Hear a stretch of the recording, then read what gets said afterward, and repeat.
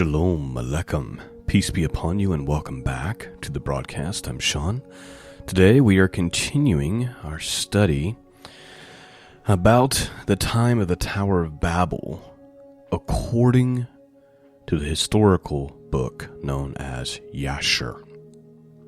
And originally I was just going to stop with the rise and fall of the Tower of Babel, but many of you wanted me to continue. And so we will continue for a little while, probably through till we finish the narrative about the destruction of Sodom and Gomorrah, which is a very interesting story coming out of the book of Jasher as far as some of the details it provides. Right now we're kind of in this moment where the Tower of Babel has fallen, but Nimrod is still the most powerful king on earth. In our last reading, though, Abram had went into his father's house, who was like the lead, one of the right-hand men of Nimrod. He was Terah, being Abram's father, was the lead creator of idols. He was the one that was making these carved images out of wood and stone. Abram goes in and destroys them. And you can listen to the last episode. But Terah is outraged because he loves these precious little handmade gods. And so he brings Abram before the king. And this is what Abram said to King Nimrod. Let me read this real quick and then we'll read chapter 12. O foolish, simple, and ignorant king, woe unto thee forever. I thought thou would teach thy servants the upright way. But thou hast not done this, but hast filled the whole earth with thy sins and with the sins of thy people who have followed thy ways. Dost thou not know, or hast thou not heard, that this evil which thou doest, our ancestors sinned therein in the days of old? And the eternal God brought the waters of the flood upon them, and destroyed them all, and also destroyed the whole earth on their account.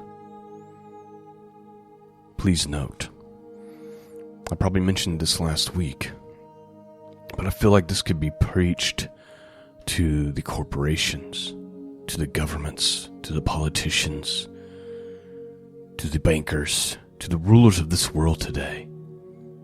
You have filled the whole earth with your filth and with your sin, and you have caused the whole earth to err and follow after these perversities.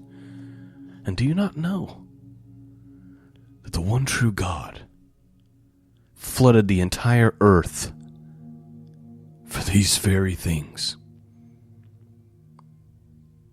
Do you not know that fire and brimstone rained from the sky, destroying Sodom and Gomorrah, and making them an example unto those who should hereafter live ungodly?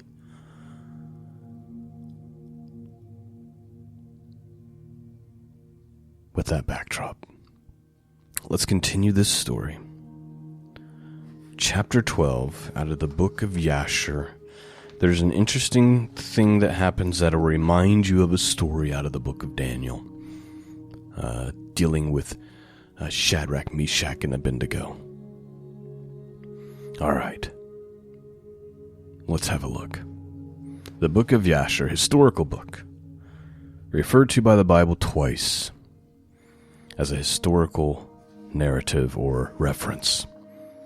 Let's begin.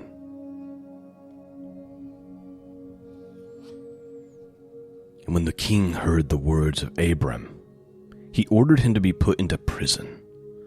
And Abram was 10 days in prison. And at the end of those days, the king ordered that all the kings, princes, and governors of different provinces and the sages should come before him, and they sat before him, and Abram was still in the house confinement. And the king said to the princes and sages, Have you heard what Abram the son of Terah has done to his father? Thus has he done to him.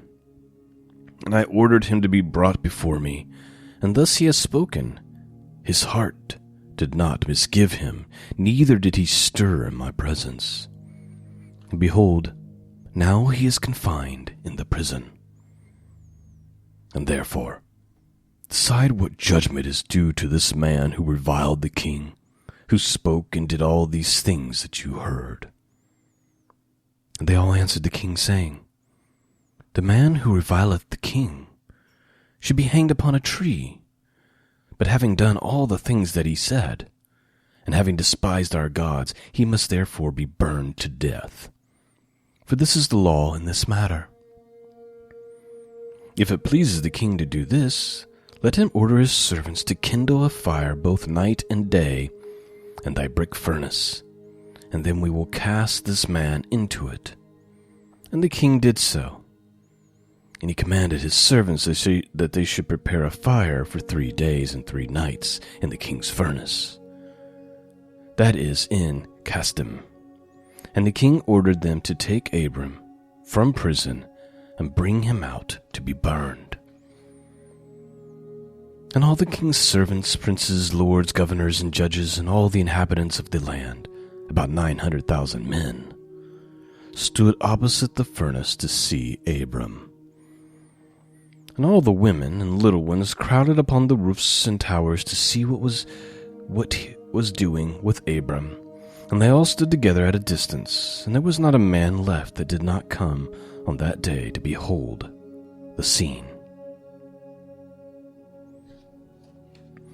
And when Abram was come, the conjurers of the king and the sages saw Abram, and they cried out to the king, saying, Our sovereign lord, surely this is the man whom we know to have been the child at whose birth the great star swallowed the 4 stars, which we declared to the king now 50 years since.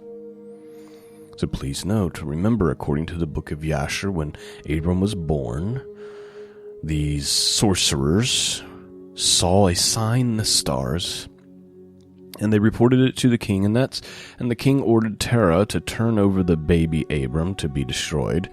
Terah grabbed a baby from a handmaid of his and turned that into Nimrod.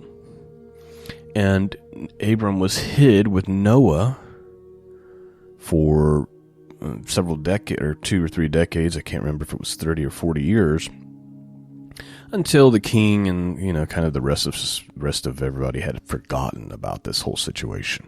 Well, now here are the sorcerers, and they see Abram and they recognize him as the child that they had warned the king about. Continuing on.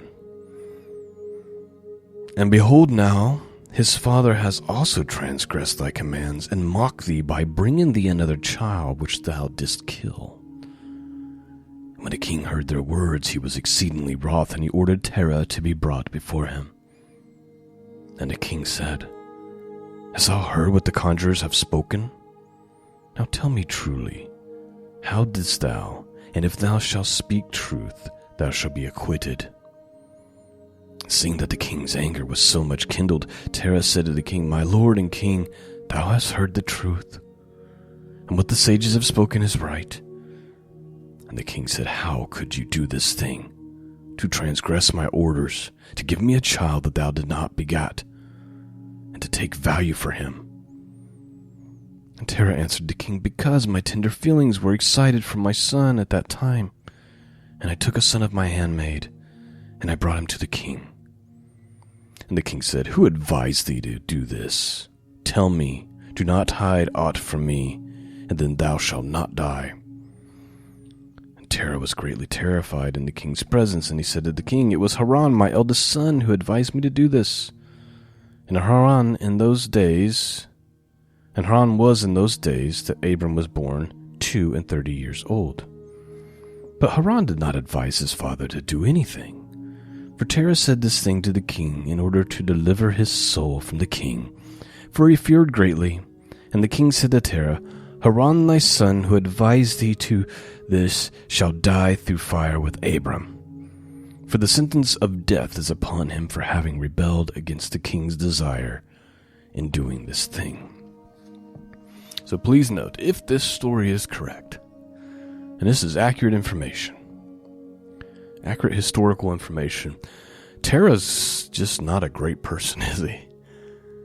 He's obviously a liar.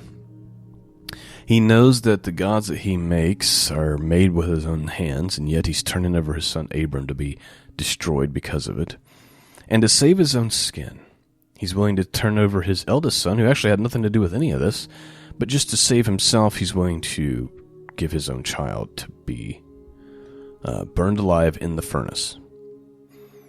So, 2 of his children are about to be placed in a burning hot furnace to protect his little wooden pet gods that he makes and to save his own skin.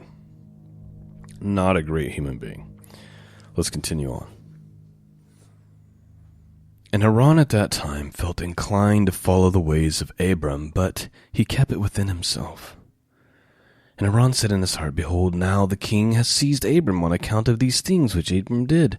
And it shall come to pass that if Abram prevail over the king, I will follow him, but if the king prevail, I will go after the king.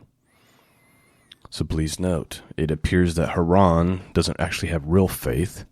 He's just like, yeah, I'm just going to go with whoever wins, right? So, still not a really great attitude, because it's about, I'm just going to go with, I'm just going to follow whoever's currently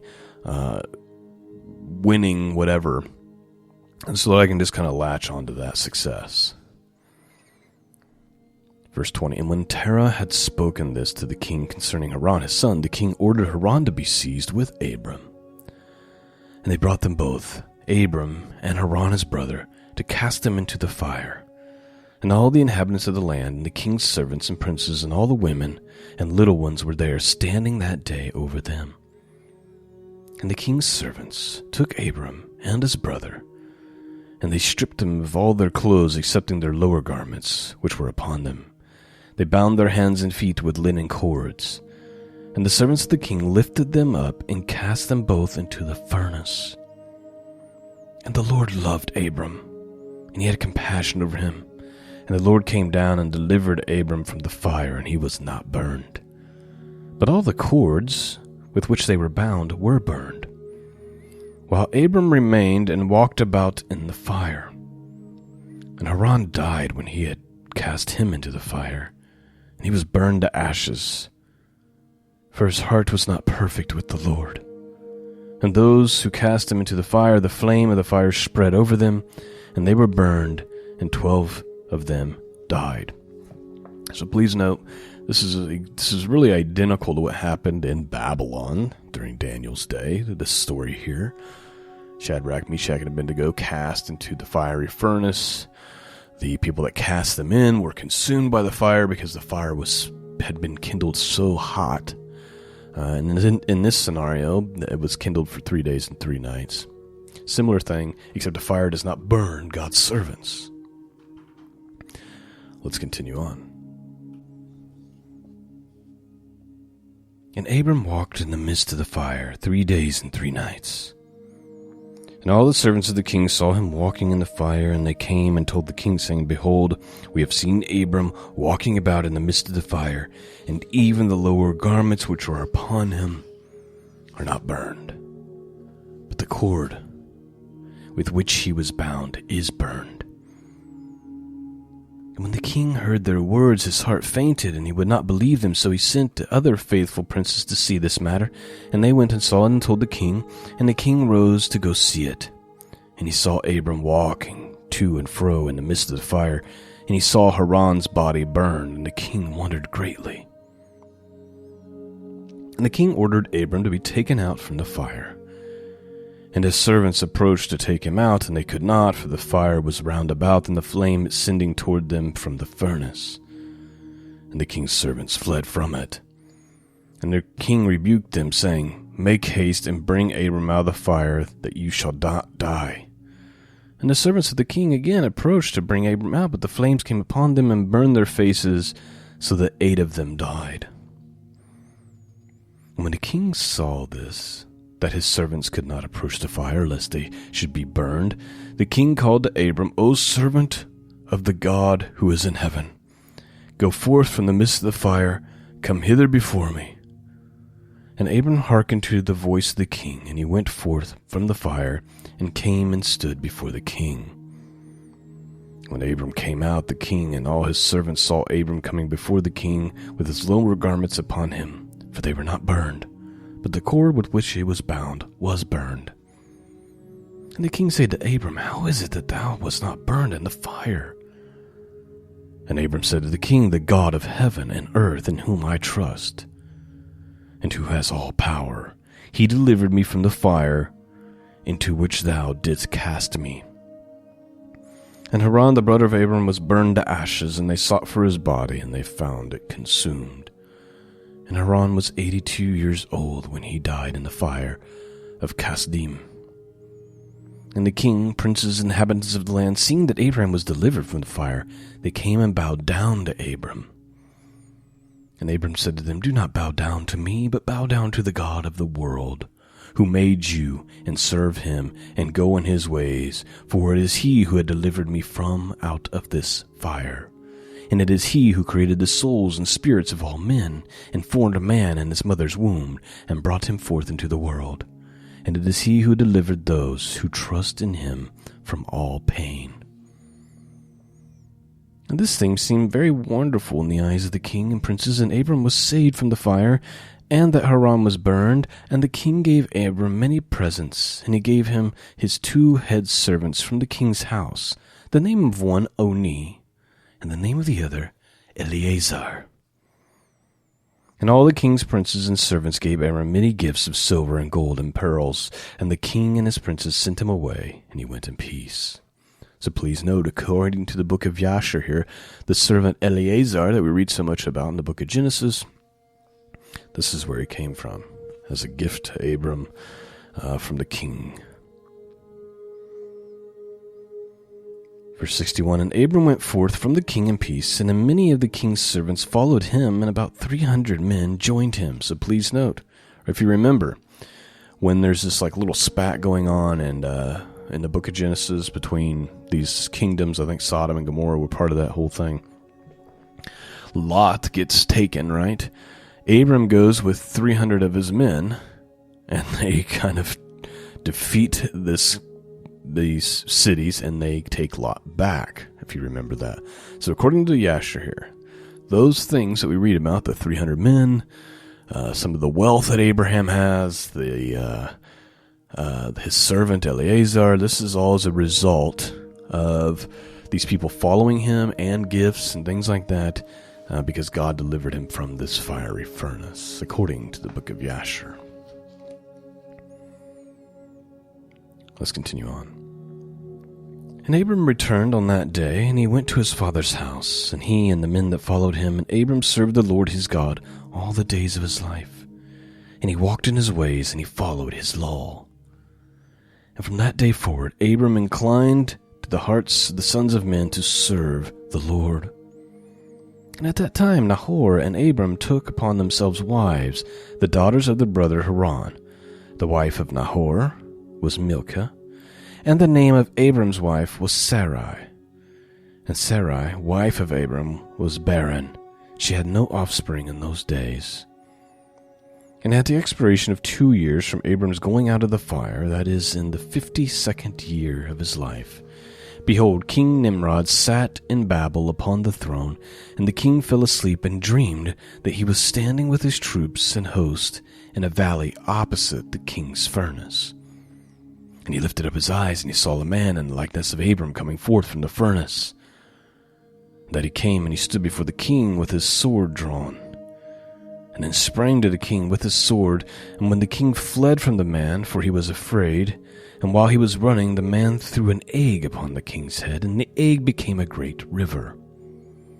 And the king dreamed that all his troops sank in that river and died. And the king took flight with 3 men who were before him, and he escaped.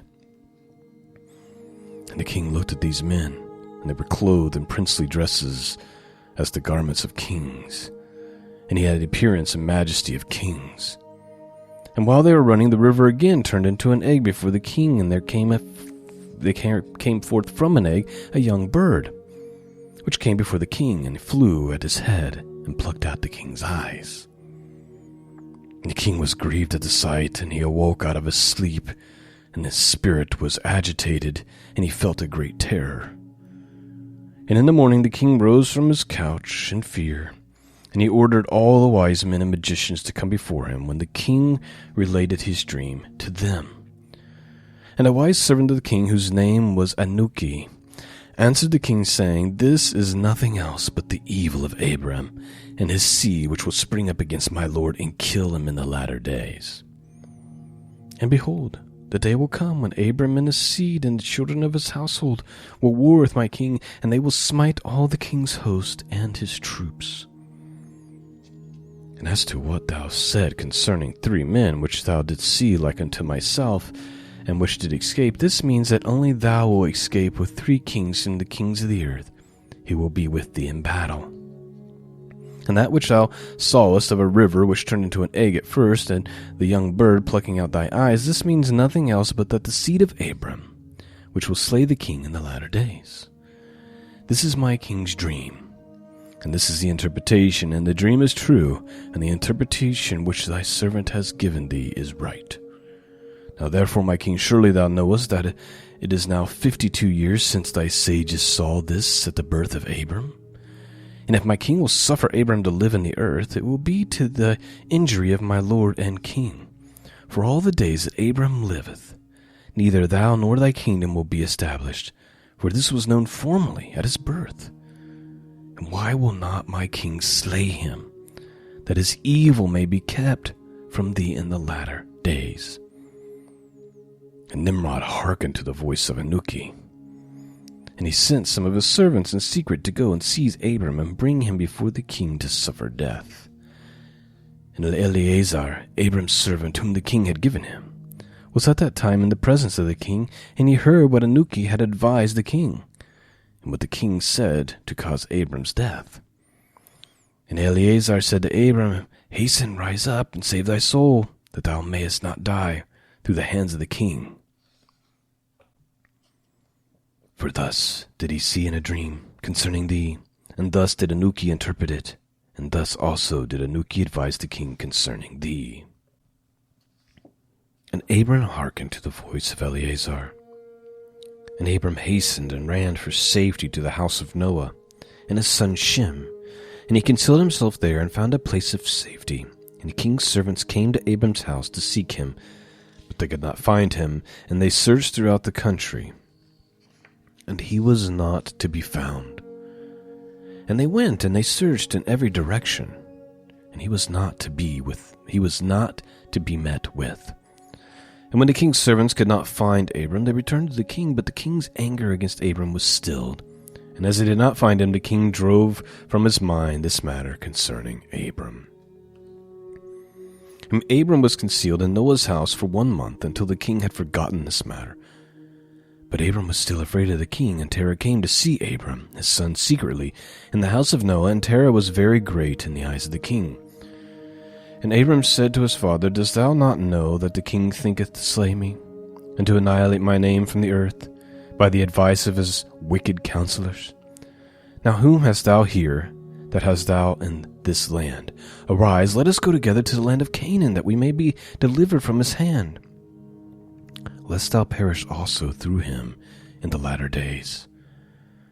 Dost thou not know, or hast thou not heard, that this is not through love that Nimrod giveth thee all this honor, but it is only for his benefit that he bestoweth all this good upon thee? And if he do unto thee greater good than this, surely these are only vanities of the world. For wealth and riches cannot avail in the day of wrath and anger. Please note, that's such a beautiful and true statement. People seek after wealth and status and social status and all these things they labor for over and over and over. And even though you can clearly see that the world is on fire, it's like, I'm going to labor for all these materials. None of those things are going to stand in the day of wrath. That's what Abram's trying to explain to his father. Continuing on, Now therefore hearken to my voice, and let us arise and go to the land of Canaan, out of reach of injury from Nimrod. And serve thou the Lord who created thee in the earth, and it will be well with thee. And cast away all vain things which thou pursuest. And Abram ceased to speak, when Noah and his son Shem answered Terah, saying, True is the word which Abram hath said unto thee.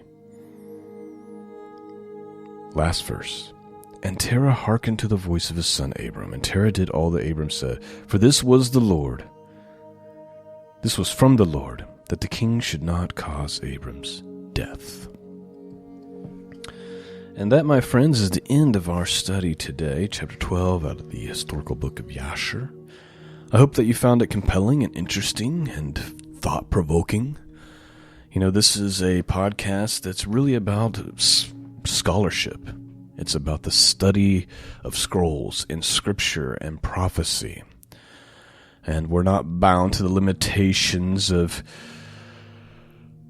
well, what the modern-day church would do. And so we investigate these things because our greatest, the thing we seek the most is truth. And I pray that you've been blessed and strengthened. And I want to thank all of you for praying for me and just for the great privilege that it is to do this podcast. And I just ask that you would continue to pray for blessings upon this ministry, for blessings upon me and my family, and that God would just continue to provide and protect. And Lord willing, we would continue to do this, and it will continue to be a blessing to all of you. Thanks for listening. Peace and grace be with all of you. And until next time, God bless.